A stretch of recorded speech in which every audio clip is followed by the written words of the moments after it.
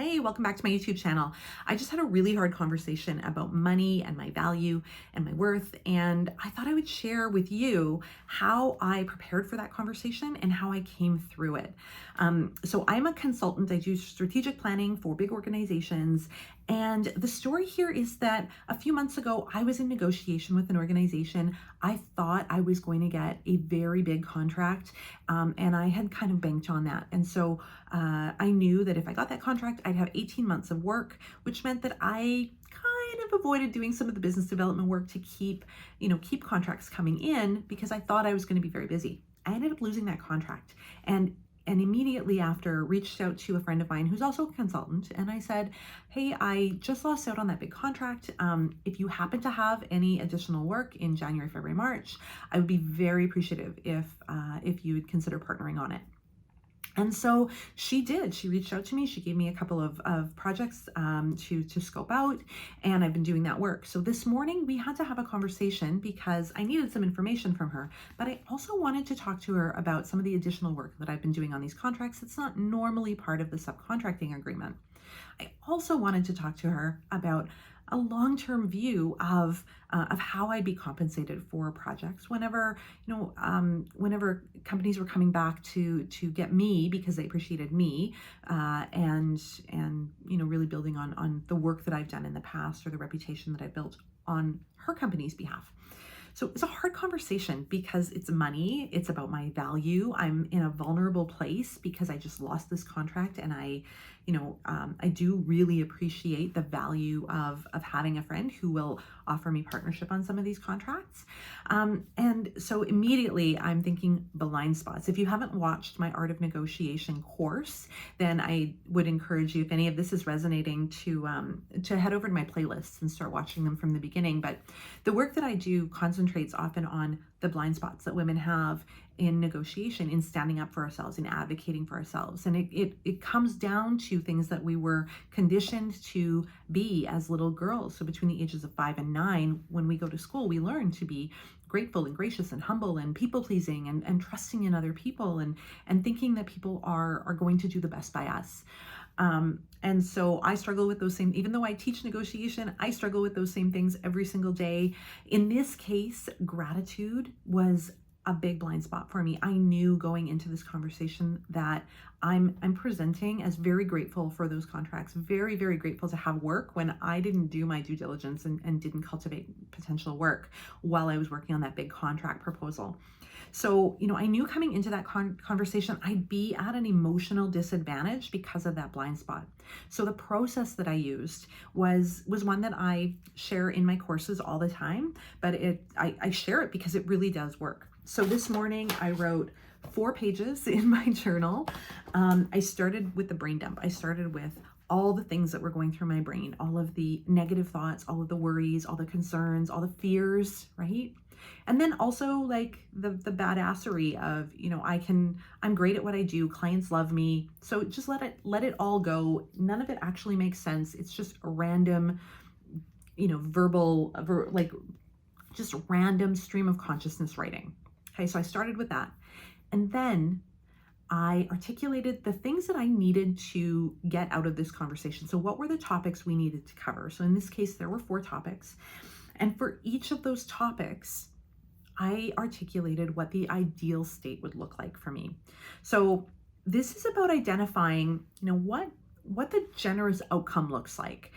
When we go into a hard conversation, into a negotiation or self-advocacy role, we need to be positioning ourselves, at least mentally, understanding kind of what the best case scenario is, not the worst case scenario, but what's the best case scenario? What would feel great and generous? Okay, because when you get into that conversation and a number is offered or something is offered, you can then compare it to what you feel is generous. So I spent some time itemizing, what would ideal state look like? What would it look like if she said yes to everything that would make me feel amazing? And then for each of those 4 categories that we needed to talk about, I wrote those all down. And then I thought about, what is sort of the minimum level of acceptability for me? What would be okay? What would I still feel dignified to take away from that? So going into that conversation, I knew what I hoped to get, what I wished to get, what I didn't think was really reasonable to get, but what I hoped for, and what the minimum level I needed to get to say yes to was. That's a really hard phrase to say, but I had that range, right? So then when we started talking about each of those 4 points, I laid out, what I was thinking, and I said, what are your thoughts around this? On the first couple, she actually came back and said, well, here's what I was thinking, because I've actually been thinking about this as well, and I think we should compensate you at this level.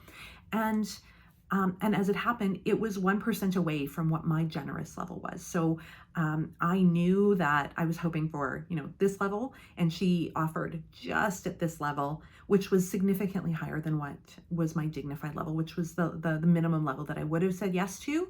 And so I took that yes. It was almost at my dream state. I could have maybe pushed for a little bit more, but I wanted to save that little bit of openness to bring up for a later conversation. My fourth point wasn't something that was going to be a yes or no today. It was actually more of the first of many conversations that we need to have about referral business and how that works. And so I took the time to start by saying that, to say, I don't expect an answer today. This is something that I want to raise because it's something I've been thinking about, and I want to make sure I feel really good about working with you, and I love working with you, and at the same time, I want to make sure that I feel like I'm being compensated fairly for the work that I'm doing. And so it was a great conversation. It was awkward points of conversation, probably for both of us, but an important conversation. I walked away with clarity on, the stuff that is right in front of us, exactly what I'm going to be compensated at. It is generous. It's in a great place. I feel really, really good about it. I also identified the concerns that I have long-term, and opened up that door so that we can continue having that conversation. So it's not something that I am carrying alone, but instead it's something that's kind of out in the open, and we're able to continue talking about over time. So have the hard conversations. They are absolutely worth it, but please make sure that you prepare in advance. So prepare by sitting down, thinking through that ideal state, assessing what generous would feel like, assessing what dignified would feel like. That way, when you go into the conversation, you can actually bob and weave and respond in the minute, and not say, oh, I need to go back and think about that. But you can actually look at what you had prepared and understand whether it's relevant or not. So that's my negotiation tip for today. I hope that has been helpful. If you have ever found yourself unprepared for a conversation like this before, put it in the comments. Tell me how it went, and tell me what you do now to prepare for conversations that are hard like this. Of course, if you are negotiating for a job, you're negotiating for a project, whatever, I hope that you are subscribed to my channel, and that you are off looking at the art of negotiation and learning how to negotiate. As women, as folks from historically marginalized backgrounds, we often have made ourselves really small for other people to protect egos, to protect ourselves. But it's time that we negotiate for what we deserve and desire. So that's it for today. Make sure to like this video, subscribe to my channel, and I will see you next time. Thanks so much.